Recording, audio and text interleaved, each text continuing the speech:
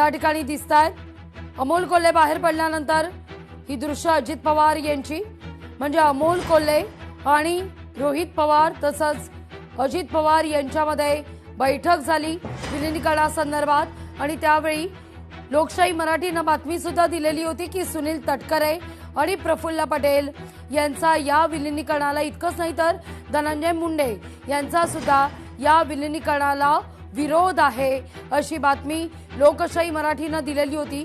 आज जेव्हा विलिनीकरणाच्या मुद्द्यावर तटकरेंना सकाळी विचारणा केली त्यावेळी मात्र आपण त्याविषयी सध्या काही बोलणार नाही असं म्हणत तटकरेंनी मौन बाळगणं पसंत केलेलं आहे। पण आता मात्र ही धडधडीत दृश्य असताना याविषयी स्वतः शरद पवार बोलत असताना विलिनीकरणासंदर्भात बैठक झाली, लवकरच त्याविषयीची घोषणा होणार होती। किंबहुना शरद पवार यांनी तारीख सुद्धा सांगून टाकली आहे, 12 फेब्रुवारीला विलिनीकरणासंदर्भात घोषणा होणार होती।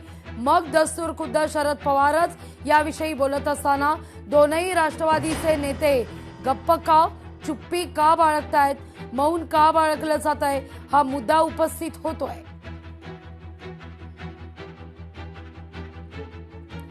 तर या सगळ्या विषयी बैठक झालीच नव्हती, तसं काही कानावर आलं नव्हतं असं सना मलिक यांनी म्हटलेलं आहे। ऐकूया आपण।